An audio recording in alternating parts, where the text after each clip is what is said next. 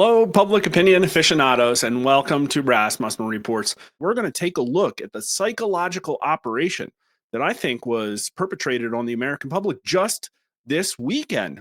Because let me tell you what, there are trillions of dollars at play. There are financial elites of both the left and the right side who have money deeply invested in the decades of globalism that sent all of the American jobs overseas. And I don't think they like the idea of giving up power. Maybe it's not what they voted for, but maybe it is what MAGA voters voted for. So where we're starting tonight is yes, according to my followers at least, did you vote for this? And 85% say yes. A lot of people saw this, 52,000 views. That's more than a normal one of my tweets. So presumably some of these aren't my followers, and presumably, I don't know. They do lean really heavy MAGA. It's like just is what it is. I mean, I used to have more Democrats, less MAGA people in my polls, and then they just kind of all screwed off sometime in October. Really sad because I liked actually answering their questions. I would engage in them. I would answer their questions if they were in good faith, and I don't get to do that anymore. It's kind of sad. Basically, all they do is like a drive-by flaming. Like I'll get a nasty DM, profane DM, and then the account's already blocked me by the time I go back to reply. 85%, 15%. And I know there are some people who just can't get over this hump.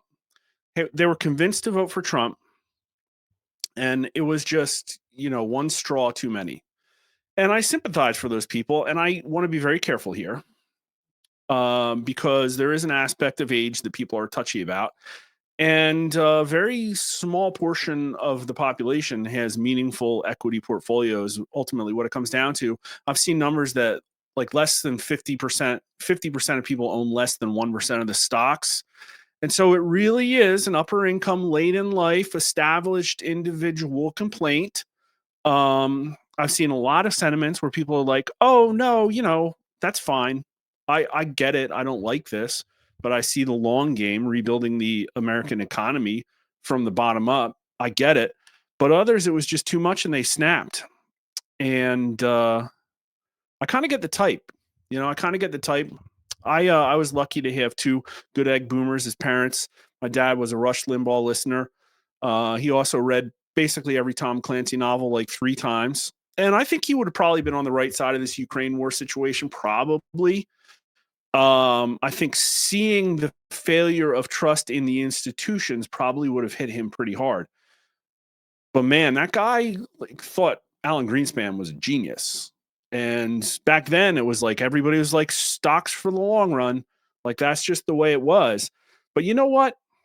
I would even give up the ability to own stocks if it meant that we had a real economy, a real capitalist society. What we have now isn't capitalism, basically, where people measure our economic success with just the top 30 stocks in the Dow Jones Industrial Average.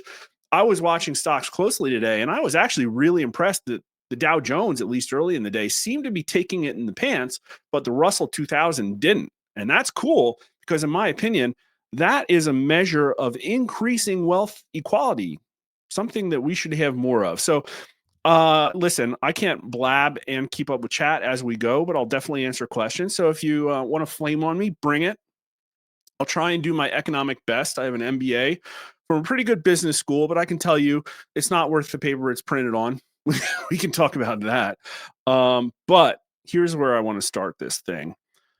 Why is Black Monday trending on X? Isn't it wild? It seems like the psyops trend more than they should. I don't know. It seems like that Ann Seltzer poll, trended. I've seen things trend that are like left-leaning psyops that only have 10,000 tweets. And it puts them at the top when there's things with like 100,000 tweets farther down. Maybe there's a time component in the algorithm. I don't know. But basically, Jim Cramer, perennially wrong, perennially opposite of correct. Jim Cramer, American TV personality and market analyst, warned that Monday, April 7th, might see the worst one-day decline since 1987's Black Monday, hence the thumbnail. I kind of wanted to see it. At this point, I'm like the Joker from The Dark Knight. I just want to watch society burn. Maybe not. I don't know. if it burns and heals itself before my kids grow up, basically. When markets around the world crashed, with the U.S. Dow Jones Industrial Average plunging 22.6%. Keep that number in your head. The warning comes after U.S. President Donald Trump's trade tariffs shook countries all over the world this week. Man, I wish I had done a normal stream Friday. I just wanted to bask in the glow of heads blowing up that the madman actually did it. He actually declared war with the globalist New World Order. He declared war with a half a century of free market economics that, maybe free markets on their face are good, but what we're determining is that every system is manipulated. And so maybe you need nationalistic concerns in order to, be policeman, make sure everybody's playing fair. Make sure we have capitalism instead of today, which is what I think we have, is crony capitalism. Amazing levels of wealth concentration and special interests. I can tell you the billionaires are just so pissed right now. And I think it's only going to get worse. Speaking during a show, Mad Money on CNBC on April 2nd, keep that in mind too, last Wednesday, April 2nd, Cramer cautioned that markets could experience a carnage akin to what occurred in 1987 when the Dow Jones experienced its largest single-day drop. The veteran market commentator asserted that the situation would get worse if Trump didn't reach out to countries that haven't placed retaliatory tariffs and give them incentives for complying. Now, I get that he was a traitor, but dude, global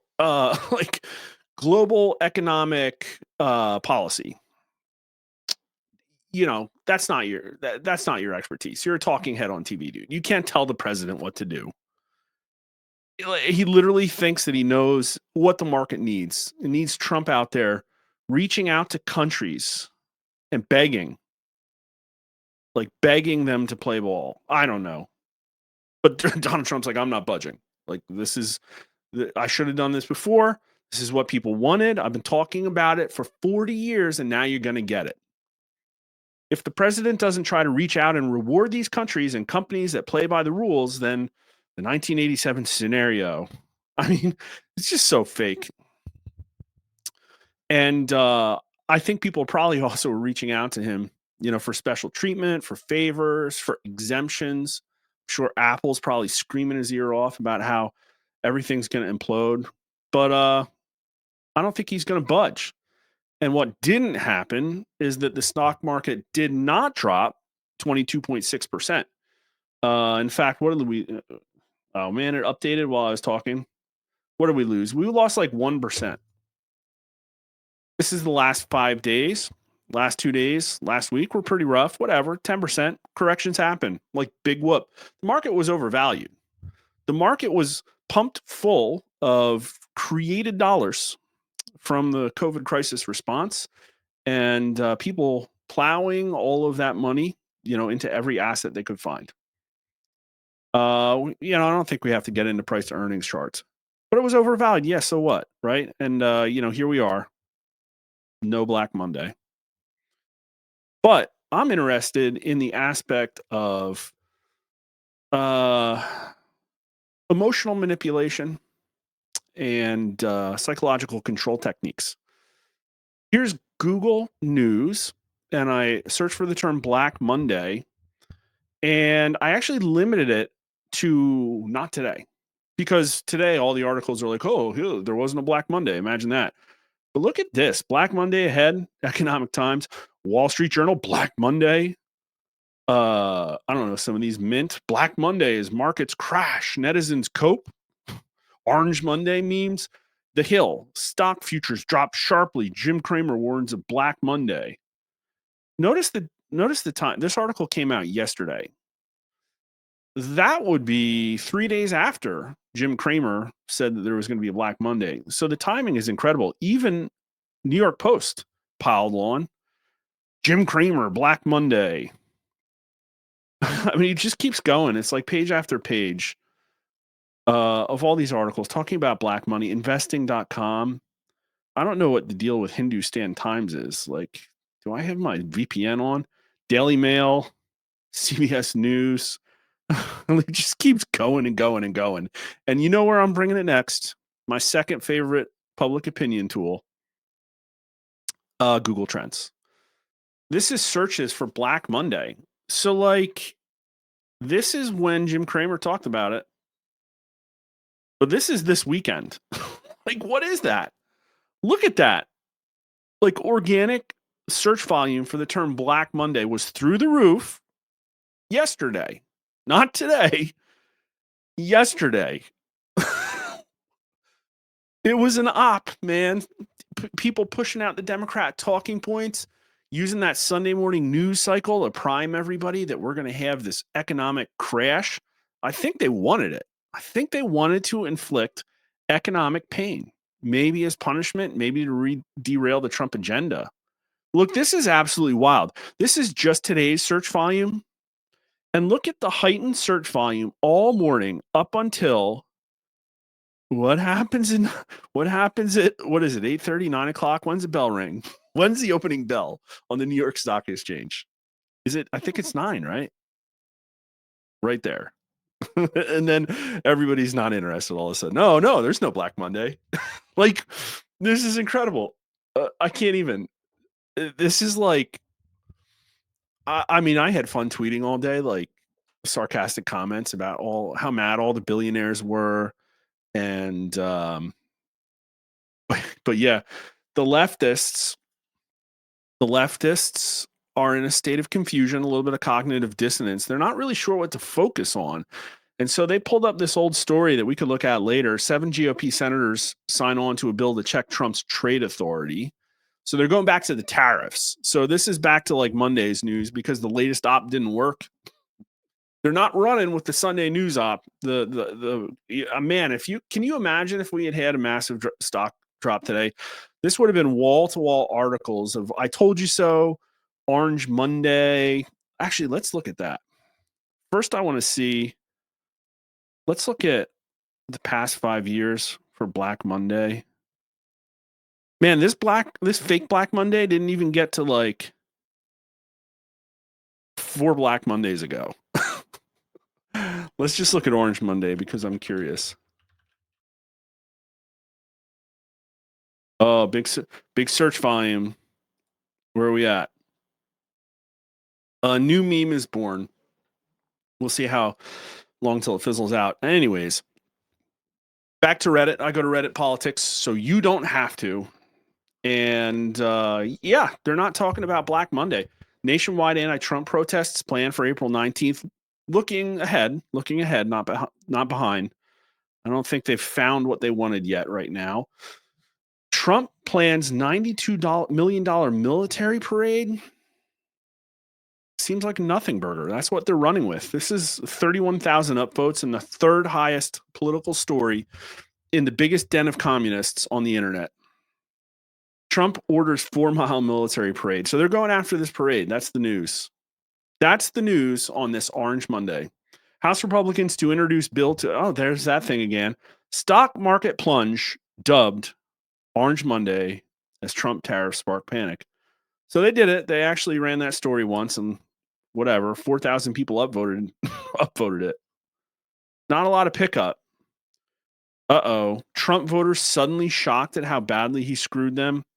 Yeah, I looked at that story. I think it was BS. Disaster. Yeah. So they're running that. Oh, look, what do we have here? Donald Trump's approval rating goes negative with his top pollster. I'm seeing no cohesion here. Like this is like the shoot stuff at the wall and see what sticks phase of narrative development. They don't have anything right now. And so they're running stories about us. Now, this is a Newsmax article. And did they actually link it to? Yeah, no, the Newsweek. Okay, so there's a Newsweek article that Newsmax writes about. Donald Trump's approval rating goes negative with his top pollster. Oh, that's cute. That's nice. Oh wait, where's the Rasmussen citation? There it is. Okay. Yeah, we'll read this. I looked at the Newsmax one. I want to look at the Newsmax one too because they made me mad.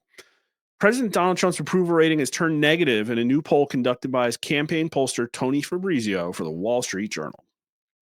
Just 46% of people approve of Trump's overall job performance, while 51% disapprove, according to the poll. Now, I can tell you in our polling, Trump's approval is better, but I can say Fabrizio was an internal pollster for the Trump Trump campaign this cycle, and I know that my polling looked like Trump's internal polling, and it looked like Kamala Harris's internal polling. Thank you, David Plouffe, for telling the world. So we were accurate. Keep that in mind. I think more accurate than Fabrizio, but I'm not sure. Presidential approval ratings provide insights into how the public believes the president is performing. A shift in Trump's numbers could influence support from Republican lawmakers. No, I don't think that's going to happen. The stock market. Now that might do it.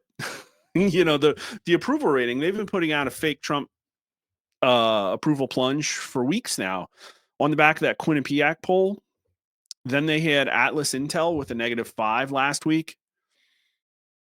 That didn't get Chuck Grassley to jump ship.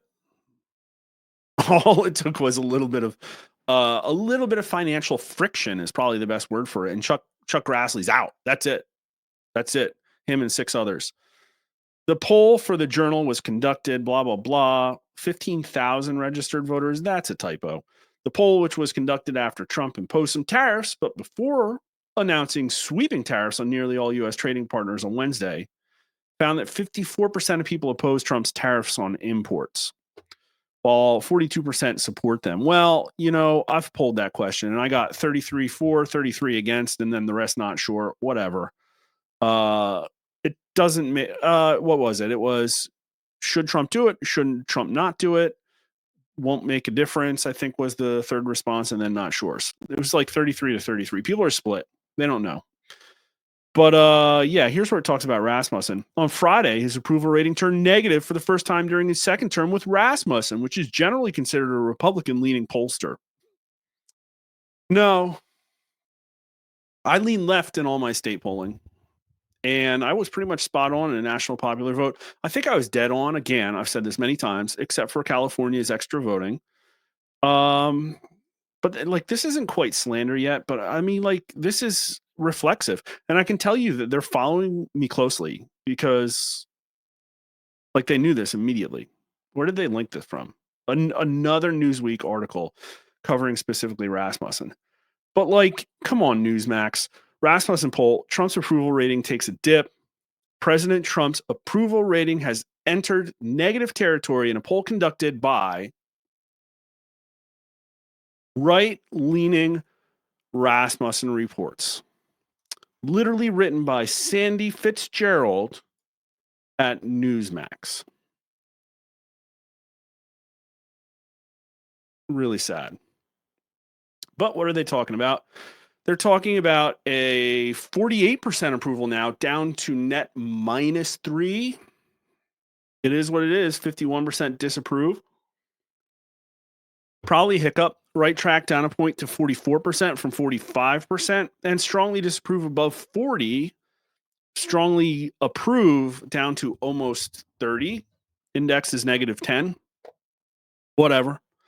Actually, this is probably realistically kind of I think he'll sit between here and 50. I don't know. That's what I'm guessing based on his term 1 performance.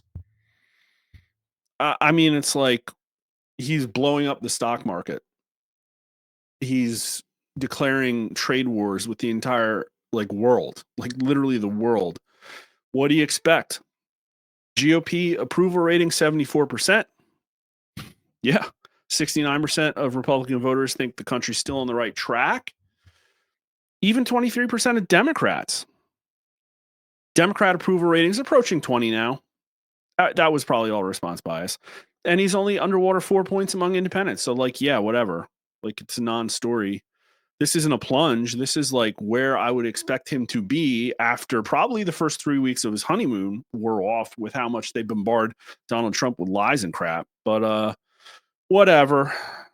This is what I think is interesting. This is our Monday, full week crosstabs. This is Sunday through Thursday. Last week, Trump approval, 40. This is the 49% they were quoting there. And I think this rounds down to 49. No, it was 49.50 net, -1. But what I wanted to show you here is the age numbers. The age numbers. 26% of 18 to 39-year-olds strongly approve of Trump, which is lower than anybody else. However, 27% somewhat approve. So a majority of 18 to 39-year-olds approve of Trump, 53%. Only 46% disapprove. That's net +7. Among 40 to 64-year-olds, 46% approve, 52% don't, net -6. With the 65 and older, net -2. So Donald Trump is approved of most by 18 to 39-year-olds, and 18 to 39-year-olds overwhelmingly are more likely to say the country is on the right going in the right direction. 50%. It's 44% for everybody else. This is +6. This is -9, and this is -8. That's a really big difference. And I'll tell you, I just, based on those numbers, have a hunch that the stock market doesn't matter. I don't think those people have that many stocks. And I think they're the political future. It's one thing to have, like, easily manipulable, normie, disconnected, non-voting, like whatever you want to call what they were 10 years ago. They're not that now. I think they're going to continue to turn out in bigger numbers because remember, 59% of 18 to 39-year-olds said back in January that Trump's term was going to usher in a golden age for America. Like, this is extreme optimism. And so we're going to get into that. We're going to get into the economy as an issue and what's different this time than all the other times where people said the economy was the issue. This is going back to August of 2006. Very close to the beginning of our company. And, we asked people, what's the top issue? Economy, 45%, 41%, 37%, 37%, 37%. Pretty much people have always said the economy is their number one issue. Here's crosstabs from just a year later. Man, isn't that cute? The red, white, and blue. Maybe we should do that again. It's kind of jarring. Oh. But pretty similar to our current crosstabs. And we asked, okay, in terms of how you would vote in the congressional election, how important of a situation is Iraq? Yeah, very important, extremely important to people in 2007. Global warming, still pretty important. Economy, 75%. The most important, 75% say very important, 20% say somewhat. GOP, 74, Democrat, 79, Independent, 71% say very important. So really, really big numbers. Back in 2007, remember, the great financial crisis had not happened yet. There was like an uptick in delinquencies and short sales and stuff like that. So maybe there was a feeling of dread. But here we are, just like a year ago, a year and a few months. Very same question. How important will economic issues be in 2024 presidential election? The number's actually smaller. I think it's bigger, at least somewhat important, but it's only 71%. So it's like going down a little bit. And, like 18 to 39-year-olds say 67. So they say like lowest. But I'm going to show you other numbers. It's like part of this might be, they're just not worried about the economy. They got their job. I don't know. One of the reasons it's lower is because all of a sudden Democrats think it's like less important. Like, who cares? Who cares about the economy? And Republicans are more likely to say very important. Now, I think that this is like kind of a reversal where back in the mid 2000s, Republicans were more likely to be older, more established, more economic oriented. And now it's the Democrats because the Democrat Party has become the party of, suburban, high wealth liberals. But it just hasn't changed. National security's gone up. Immigration's gone up. But the economy is still number one. And here in 2024, asked a different way, which issue is most important for the next president to solve? Illegal immigration actually takes it 32%, rising prices 27%. That's kind of wild. But here's what I wanted to talk about. Here is why things matter more now. This is the signal, like bookmark this. Are you better off than you were 4 years ago? 33% say yes, 59% say no. Only 34% of 18 to 39-year-olds say yes, and a lot of them weren't even adults 4 years ago. The numbers are just horrifyingly low across all groups except for Democrats. A majority, 52% of Democrats, say they were better off than they were 4 years ago, and this was November of 2024. So only 52% of Democrats think the Biden administration helped them. It's kind of sad. Was this pre-election? Yep, pre-election. Maybe they subconsciously knew Harris wasn't going to get over the finish line. I don't know. But 14% of Republicans and only 30% of independents. These are horrifying numbers. Will today's children be better off than their parents? Only 20% say yes. 52% say no. Only 27% of 18 to 39-year-olds. This is the death of the American dream that Donald Trump was talking about. This is the signal right here. Everybody thinks the future looks bleak. And so it's not really an economic signal. You ask people if the economy is important, they say less so. They say less so. So it's other stuff. It's the border. It's the judicial system. It's the censorship and overreach.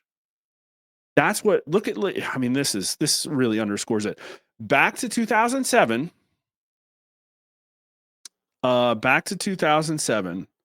Where's the question? Are you personally better off than you were 4 years ago? 57% say yes. 33% now, 57% then. That is a collapse. That is an utter destruction. It's literally like cultural implosion, societal implosion. I don't know what to say it, but when a strong majority of people say, oh yeah, well, yeah, I was better off. I mean, and like this is on the cusp of the financial crisis. This is like George W. Bush has a 33% approval rating. American sons and daughters are getting sent off to war, getting their limbs blown off in IEDs. 57% say yes. Do we have age here? 63% of 18 to 29-year-olds. We're in the 30s now, 34%. That's incredible. It'd be like 68% average in the 18 to 39-year-old group. It's just incredible.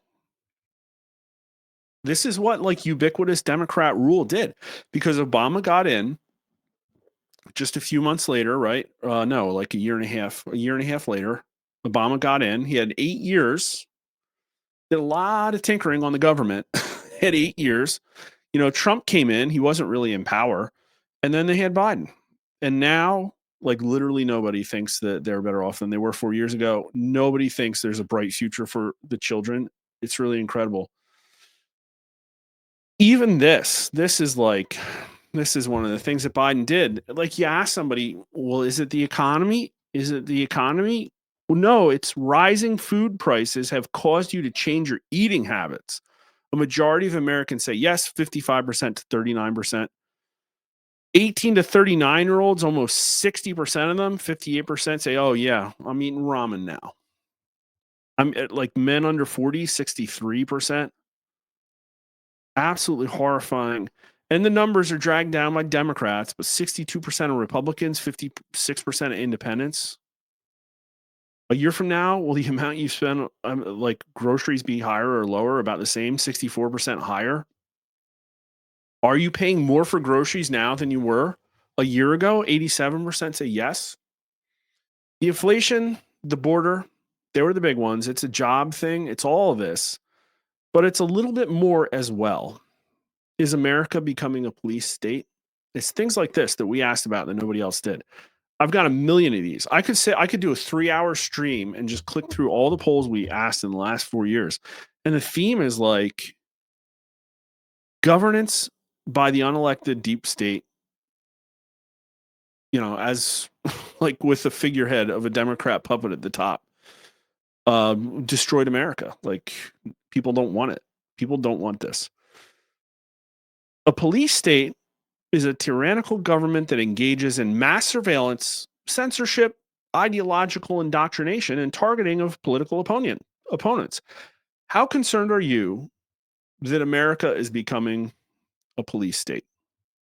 46% very concerned, 26% somewhat concerned. So that's 72%. And only 23% say no.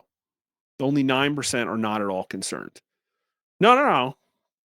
No, I'm not concerned that there's mass surveillance, censorship, ideological indoctrination, targeting political opponents. And 67% of 18 to 39-year-olds, just the numbers are off the charts. They're less than everybody else, but like a majority of everybody over 40 is very concerned. Even 77 or 67% of Democrats, and this is like two years and change, 2.5 years into Biden's administration, and 2/3 of Democrats are like, yeah, we're in a police state. Like 76% of Republicans.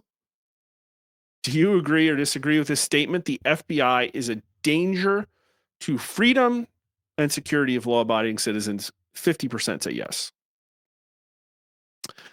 Oh, just as a little cherry on top. Which political party is a bigger threat to the basic liberties in America? Democrats or Republicans? 48% say Democrats, 41% say Republicans. So that's it. That's what it comes down to, is that it's like the stock market is not the economy. And anybody trying to tell you that probably has stocks and probably just took a 50K hit or whatever. But this is like, I've been tweeting about it because I got mad too. I'm trying to plan my future for my kids. And I think I'm a little too male, pale, and stale for corporate America. I was leading a team of 100 at Walmart. Then I had to leave because of the vaccine mandate. They don't want me back. And so I became a pollster. And it's a little bit of a comfort that I can be a thorn in their side and make fun of them on Twitter, because I think Walmart and Amazon are really, really going to be hurting. I heard something like 71% of SKUs on Amazon come from China. I heard that Walmart is over there desperately pleading with the Chinese government to eat just part of a 20% tariff.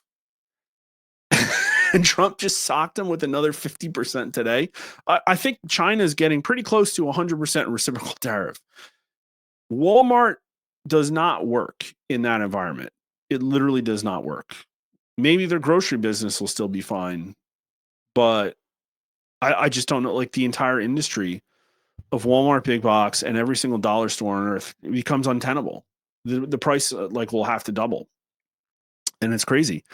And people are going to have to rush and figure out how to rejigger the supply chains. It's literally economic chaos. But there's something called creative destruction. But stocks, man, they tranced your kids, silenced your voice, forced on you an experimental vaccine, made housing unaffordable, gave your jobs to foreigners, stole an election, corrupted the justice system. But my stocks, man, my stocks, I lost 10%. I lost 10%. And I joked, billionaires screaming about financial instability. But this is the chart that affects most Americans. And look at that. Crude oil's down 11%. Going to be able to fill up your gas tank cheap. That matters to a lot of people. A lot of 18 to 39-year-olds, I'd imagine. And, here's this. This isn't the tweet. This isn't Chuck Grassley broke ranks with the Republicans, is undermining. He really doesn't like the way that Trump did this heavy-handed, reciprocal tariff move. And so he's backing a law to take away Trump's ability to control these tariffs. I haven't read the thing, but what I did read is all these people complaining and ratioing him on Twitter, yelling at him. How about just codify Trump's executive orders and strip the DC courts of jurisdiction, please? Drop your tariff bill that is anti what we voted for. Yeah. It's, they're starting to take flack because Twitter is, you saw my poll, 85% to 15%. Twitter is on board with it. I think the only Republicans are that really, again, people with massive accounts that might not understand the core of MAGA, and probably DeSantis people. But there is this. Mike Johnson's being charitable. The House will give Trump space on tariffs, Johnson says. I think this is a nice way of saying, like, back off, Senate. We're not going to look at your bill, but whatever. Trump already threatened to veto it. But it's just, yeah, like, it's just like, read the room, dude. Oh yeah, we'll give Trump space on his tariffs. Man, I might have a manufacturing job in 3 years. Like that, I'll lead a plant. If anybody is going to invest and create some, like, I have a mechanical engineering degree. I've led people. I'm an operations leader. I would love to lead a plant. Far more rewarding and less stressful than trying to be a political pollster. I can tell you that. But that's our economics bit, except for one tweet, one gem of a tweet. And I think I need to read through this because there is a plan here. Trump's not just shooting from the hip. He's been talking about this for years. I think in 2017, the issue was like, hey, Russiagate threw him off course. They had people undermining them at every step of the way. He didn't have the people he wanted in his administration. And they've been planning, and they're going at this. This is not chaos. This is a controlled detonation of the status quo. And this is out of Ed Dowd. I don't know him too well, but apparently he's a former PM from BlackRock. And not everybody that works at BlackRock is evil. Actually, I think Ted's son works at BlackRock. Is it BlackRock? I think Ted's son works there. Anyways, the question why Warren Buffett sold all those great stocks last year may now have been answered. Here's ex-BlackRock money manager Ed Dowd. Trump put the end goal out there. We want tariffs to be zero. This is a way to get people to the table, saving time. This reciprocal thing. Fraudulent elections have catastrophic consequences. The last 2 to 3 years of this economy have been fraudulent. Yeah. We have a stock market bubble of all-time valuations that Trump inherited. The market was coming down regardless. I'd agree with that statement. His policies were going to shut the liquidity spigot. We've talked about that. It can't be free money for everybody. There's got to be hard money. There's got to be, no free trade. Again, we've talked about all the ways that Trump's platform is deflationary. So this was bound to happen. Tariffs are the reason du jour for criticism, but we were topping out since December, and there were warning signs in the market. It's true. The AI bubble had burst in February, and now the trade tariffs have just fed on it. But this is phase one. Put that in your bonnet.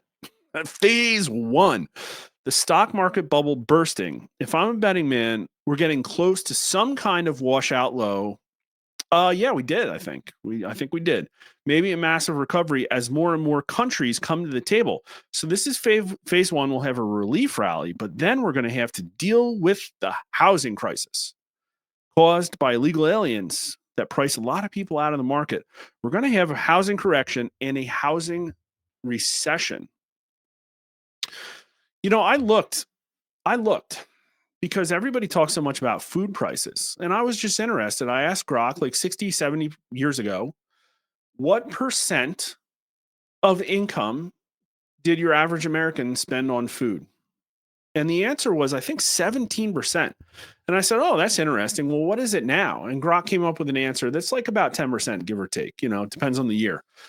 And so believe it or not, people spend less on food and groceries than they did just 60, 70 years ago. And yet people are so strained. They're working 2 jobs instead of 1 back then. Like why? My parents were both teachers. And actually, for most of my life, only my dad worked, and we lived a really comfortable existence. It wasn't the land of milk and honey, but I've got 10 more degrees than him. And woof, let me tell you, well, what is it that's crowding it out? It's housing and healthcare. Housing and healthcare are a leech upon the middle class, making things affordable. And it's like, well, Obama had a chance to fix that. Didn't seem to work. Maybe he didn't make it worse. Maybe it was other stuff. I disagree. I think it's the unholy marriage of the government and the health system and everything. It's like maximum rent extraction. Everywhere you go, everything's trying to squeeze as much money as possible. I get that feeling when I'm at the grocery store, just like, hey, instead of like this item, this bulb of garlic being appropriately priced with like a, 30 or 40% markup or whatever, it's like, no, they know I need that and I only want one. And so they're going to hit me for 400%. And it's like, this thing is $1 when its value is like 2 cents. It feels like there's predatory AI driven algorithms squeezing every last, and you know who's most susceptible to those things? I think the middle to lower class. Like literally ants milking aphids. That's what our economy feels like. It's really gross. Sorry. Housing recession. So the Trump administration is realigning the economy, restructuring the economy. I think home prices are going down would be a good thing for the middle class. Yeah. And this is very painful to the financial elite. Yep. Massive leveraged portfolios of rentals and commercial mortgage-backed security. Like, yeah, the whole global interconnected financial system that's levered up to, the wahoo. But to the average man, as long as he keeps his job, he should have more opportunity down the road. But it's not going to be pretty. It's going to take a long time. But it had to be done. And the other way was a currency crisis and the loss of reserve currency status if we kept going the way we were going. And it was all accelerating. We know it was all accelerating. If you've learned something, please follow us at rasmussenreports.com, Rasmussen_poll at Twitter. Follow us on YouTube. Please like and subscribe if you haven't already. Mark_R_Mitchell at Twitter. And thanks for watching.